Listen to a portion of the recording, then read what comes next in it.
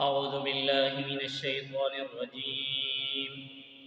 بسم الله الرحمن الرحيم. كتب عليكم إذا حضر أحدكم الموت إن ترك خيرا الوصية للوالدين والأقربين بالمعروف حقا على المتقين. صدق الله العظيم.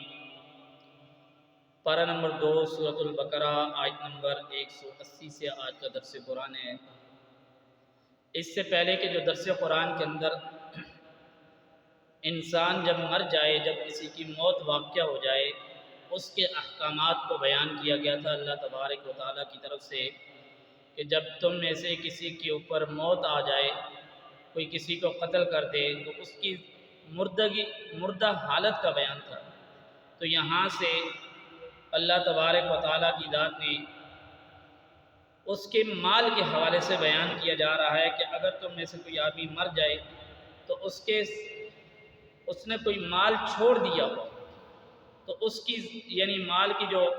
میراث ہے اس کے احکام کو اللہ تبارک و تعالیٰ بیان کر رہے ہیں۔ پہلے ہوتا یہ تھا جب کوئی آدمی مر جاتا تھا تو اس کے جو خاص الخاص بیٹے ہوتے تھے اور اس کی جو بیوی ہوتی تھی ان کو مال میراث دیا جاتا تھا، والدین کو اور اس کی اولاد یعنی بچیوں کو محروم کر دیا جاتا تھا۔ تو اللہ تبارک و تعالیٰ کی ذات نے کہا،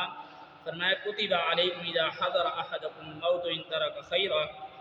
فرض کر دیا گیا ہے تم پر جب تم میں سے کسی ایک پر موت آ جائے اگر اس نے کچھ مال چھوڑا ہو، الوصیۃ للوالدین، وصیت کرتا ماں باپ کے واسطے، والاقربین، اور رشتہ داروں کے لیے، بالمعروف، انصاف کے ساتھ اچھے طریقے سے، حقا علی المتقین، یہ حکم لازم ہے پرہیزگاروں کے لیے۔ آگے فرمایا فمن بدلہ بعد ما سمعہ فانما اثمہ علی الذین یبدلون ان اللہ سمیع علیم۔ پھر جو کوئی بدل ڈالے وصیت کے بعد اس کو جو سن چکا تو اس کا کوئی گناہ انہی پر ہے جنہوں نے اس کو بدلا۔ یعنی ایک آدمی نے وصیت کر ڈالی کہ میرا یہ مال ہے، میرے مرنے کے بعد یہ فلاں فلاں میں تقسیم کر دیا جائے، تو وہ آدمی مر گیا، اس کے بعد اس کے مرنے کے بعد اس کی اولاد میں سے، اس کے رشتہ داروں میں سے، اس کے اس مال کے اندر کسی نے خلط ملط کر دیا، وہ وصیت جو اس کے رشتہ داروں میں جو اس کے میراث کی تقسیم نہیں کی، تو فرمایا یہ جو آدمی جس نے میراث چھوڑی ہے جو دنیا سے چلا گیا اس پہ گناہ نہیں ہے، بلکہ اس پر گناہ ہے جس نے یہ غلط کام کیا ہے۔ ان اللہ سمیع علیم، بے شک اللہ تعالیٰ سننے والے اور جاننے والے ہیں۔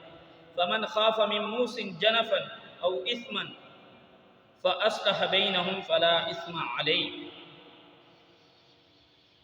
پھر جو کوئی خوف کرے وصیت کرنے والے سے طرفداری کا یا گناہ کا، پھر ان میں باہم صلح کرا دے تو اس پر کچھ گناہ نہیں۔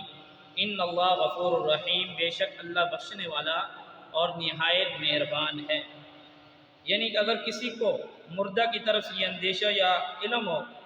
اس نے یعنی کسی شخص کو یہ اندیشہ ہوا، کسی کو یہ علم ہوا کہ یہ اس مردہ نے اپنی زندگی میں یہ غلطی کر ڈالی ہے، اس کو یہ شبہ ہوا کہ اس نے اپنا جتنا بھی مال تھا وہ کسی ایک ہی کو تقسیم کر دیا ہے، تو اس آدمی نے جو ان کے درمیان ایک آیا، اس نے کہا کہ یہ آپ کی رقم ہے، یہ اس نے فلاں کو اس طرح دے دی ہے، اس نے ان کی صلح کی خاطر آ کے اس سارے مال کو صحیح طریقے پر تقسیم کر دیا، تو فرمایا اس شخص پر کچھ گناہ نہیں ہوگا، بلکہ اللہ تبارک و تعالیٰ کی ذات تو بڑی بخشنے والی اور مہربان ذات ہے۔ اللہ تبارک و تعالیٰ کی ذات ہمیں بھی اپنی زندگی میں اچھے کام کرنے کی اور موت کے بعد جو ہماری اچھائیاں ہیں وہ ہم تک پہنچنے کی، اور ان سے جو